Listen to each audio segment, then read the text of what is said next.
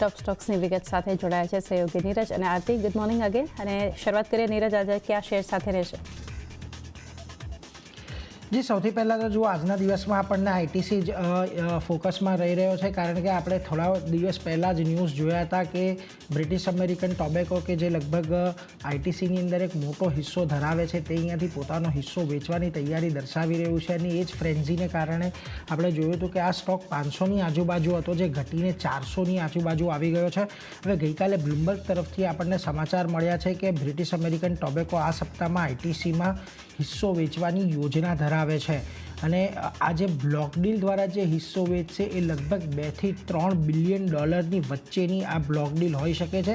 એટલે એના પર એક ખાસ ધ્યાન રાખજો. અને આઈટીસીની અંદર બેટનો એટલે કે બ્રિટિશ અમેરિકન ટોબેકોનો લગભગ 29% જેટલો હિસ્સો છે. એટલે આ જે આપણને છેલ્લા ઘણા દિવસથી 400નો સ્ટોક સપોર્ટ લઈને કામકાજ કરતો દેખાયો છે. શક્યતા છે કે કદાચ જો આજના દિવસમાં આપણને આ લેવલ તૂટતા દેખાય તો એથી થોડો વધારે ઘટાડો આવે. અને જેમ જેમ બ્લોક ડીલ અહીંયા ઇમર્જ થશે એ પ્રમાણે અહીંયાથી ચોક્કસથી આપણને થોડોક ઘટાડો આવતો કદાચ જોવા મળી શકે છે. વધારે આ સ્ટોકની અંદર થોડાક નેગેટિવ સમાચાર છે, કારણ કે ઘણા લાંબા સમયથી અને લાઈક ઇન્સેપ્શનથી આઈટીસીની અંદર બેટનો એક મોટો હિસ્સો રહ્યો છે અને હવે પોતે અહીંયાથી એક્ઝિટ કરવા માંગે છે. હવે સંપૂર્ણ હિસ્સો વેચે છે કે અમુક પાર્ટ ઓફ વેચે છે એ બધી હજી અત્યારે ક્લેરિટી આપણને નથી મળી. પરંતુ અત્યારે જે સમાચાર આવી રહ્યા છે બ્લુમબર્ગના હવાલેથી એટલા જ છે કે આ અઠવાડિયામાં આપણને એક બ્લોક ડીલ આવતી જોવા મળી શકે છે. એટલે એના પર એક ખાસ ધ્યાન રાખતા રહીશું. આની સાથે જ એમએનએમ જોઈ લો. એમએનએમના ફેબ્રુઆરી બિઝનેસની અપડેટ આવી છે.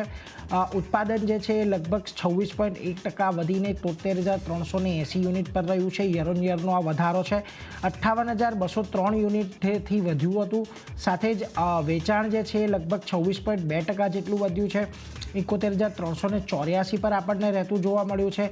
પરંતુ નિકાસના ફ્રન્ટ પર જે આપણને ઘણા વખતથી ચિંતા છે તે હજી પણ અહીંયા પ્રવૃત્તિ દેખાય છે. 2250થી ઘટીને 1539માં અહીંયા ઘટાડો થતો જોવા મળ્યો છે, 31%ની આજુબાજુનો. એટલે એના પર એક ખાસ ધ્યાન રાખજો.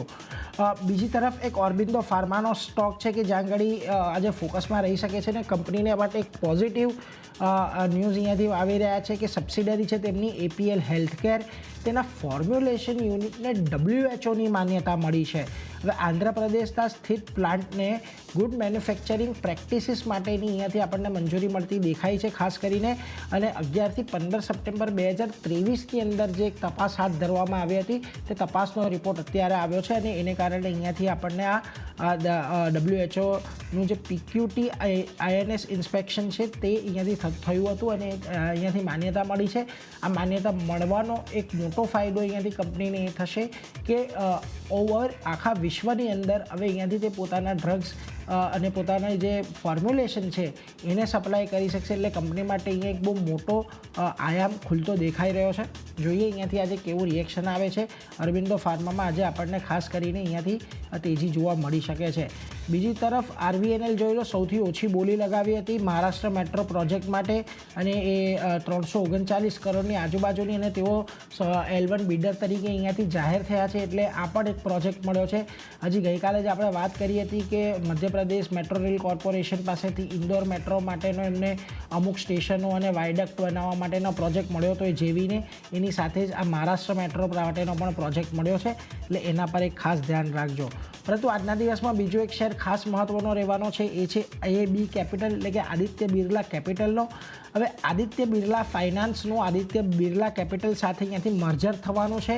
હવે આદિત્ય બિરલા ફાઇનાન્સ જે છે એ AB કેપિટલની સંપૂર્ણ માલિકીની એક સબસિડરી છે અને બંને કંપની હવે અહીંયાથી એક થઈ જશે.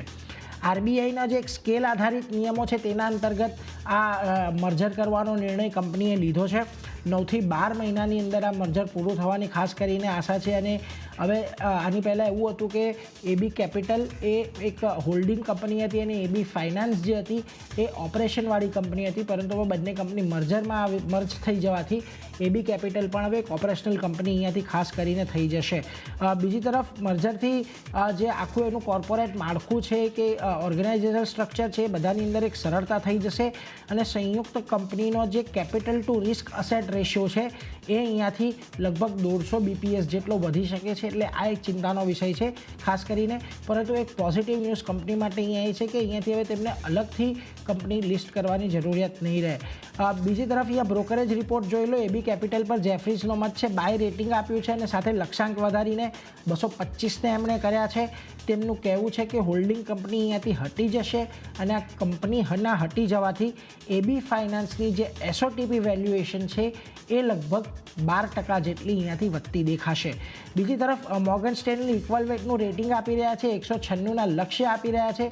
એમનું કહેવું છે કે આ મર્જરથી કંપનીને કોઈ બહુ મોટો આર્થિક ફાયદો નહીં થાય એવું એમને લાગી રહ્યું છે, એટલા માટે તેમણે ઇક્વલ વેટનું વેટિંગ અને 196ના લક્ષ્યાંક આપ્યા છે. તો આ બધા સ્ટોક પર ખાસ નજર રાખજો. ઓર્બિન્દો ફાર્મા, આઈટીસી અને એબી કેપિટલ આજે આપણા ખાસ ફોકસમાં રહેવાના છે. પરંતુ અન્ય પણ એવા સ્ટોક્સ છે કે જ્યાં આજે સમાચાર બની રહ્યા છે. આરતી, કયા સ્ટોક્સ પર તમે ખાસ નજર રાખી રહ્યા છો? જી નીરજ, અન્ય પણ સ્ટોક છે. શરૂઆત હું કેફિન ટેક સાથે જ કરીશ. તો અહીંયા જે રીતે બ્લોક ડીલના સમાચાર આવતા દેખાઈ રહ્યા છે તેની અસર સ્ટોક આજે બતાવી શકે છે.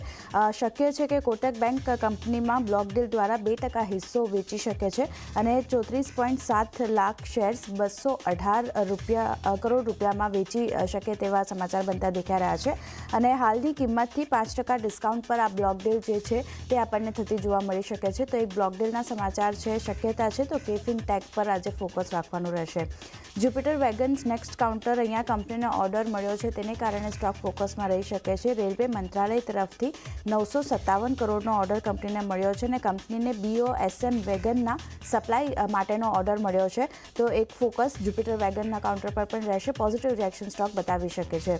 નેક્સ્ટ કાઉન્ટર HG ઇન્ફ્રા, ગઈકાલે આપણે જોયું હતું એક સારી ખરીદદારી આપણને સ્ટોક પર બનતી દેખાઈ હતી અને આજે પણ લેટર ઓફ અવોર્ડ કંપનીને મળ્યો છે. તો એક પોઝિટિવ મુવમેન્ટ ફરી એકવાર આપણને એડ થતી દેખાઈ શકે છે. NHAI પાસેથી 862.11 કરોડના પ્રોજેક્ટ માટેનો લેટર ઓફ અવોર્ડ જે છે તે અહીંયાથી કંપનીને મળતો દેખાયો છે. તો ફોકસ HG ઇન્ફ્રાના કાઉન્ટર પર રાખવાનું રહેશે. નેક્સ્ટ HILની વાત કરી લઈએ તો અહીંયા જે સમાચાર બનતા દેખાઈ રહ્યા છે, હિસ્સા અધિગ્રહણના સમાચાર બનતા દેખાઈ રહ્યા છે. કંપની કુલ 5 કંપનીઓનું અધિગ્રહણ કરશે અને કંપની જે છે 265 કરોડમાં કેશ અને ડેટ ફ્રી બેઝિસ પર 100% હિસ્સો જે છે તે અહીંયાથી ખરીદતી જોવા મળશે. આ ડીલથી કંપની પૂર્વ ભારતમાં પાઇપ અને ફિટિંગ બિઝનેસમાં મજબૂત થતી આપણને જોવા મળશે. હવે કોનું અધિગ્રહણ કરવામાં આવશે, કઈ કંપનીઓનું અધિગ્રહણ કરવામાં આવશે તેના લિસ્ટ પર એક નજર કરી લઈએ. તો સૌથી પહેલાં ક્રેસ્ટિયા પોલિટેક, સાથે જ ટોપલાઇન ઇન્ડસ્ટ્રીઝ, આદિત્ય પોલિટેકનિક, આ બધી કંપનીઓ જે છે જેનું જે અધિગ્રહણ છે તે અહીંયાથી HIL કરતી આપણને જોવા મળશે. સાઈનાથ પોલિમર્સ, આદિત્ય ઇન્ડસ્ટ્રીઝ, આ બધી ઇન્ડસ્ટ્રીઝનો સમાવેશ છે, આ બધી કંપનીઓનો સમાવેશ છે. તો કુલ 5 કંપનીઓનું અધિગ્રહણ કરવાની છે કંપની. તો HIL પર આજે ફોકસ રાખવાનું રહેશે. છેલ્લે ઇમેજિકાની વાત કરી લઈએ તો એન્ટરટેનમેન્ટ પાર્ક અહીંયાથી બનાવશે તેવા સમાચાર બનતા દેખાઈ રહ્યા છે. અમદાવાદમાં રિવરફ્રન્ટ ખાતે એન્ટરટેનમેન્ટ પાર્ક અહીંયાથી ઇમેજિકા આપણને બનાવતી જોવા મળશે.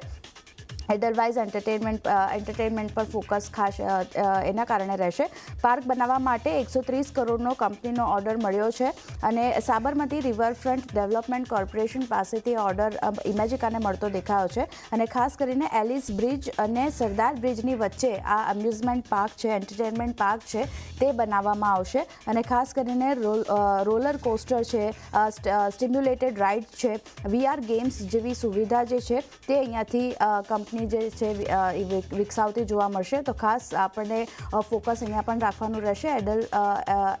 એડલેબ્સ એન્ટરટેનમેન્ટ જે સ્ટોક છે તેના ઉપર ખાસ ફોકસ રહેશે, કારણ કે ઇમેજિકા જે છે તેને ઓર્ડર મળતો દેખાયો છે અમ્યુઝમેન્ટ પાર્ક અને એન્ટરટેનમેન્ટ પાર્ક બનાવવા માટે. તો ખાસ કરીને ચાંદની આ બધા સ્ટોક છે જે નીરજે જણાવ્યા, મેં જણાવ્યા, બધા પર ફોકસ રહેશે. જી, તો બધા કાઉન્ટ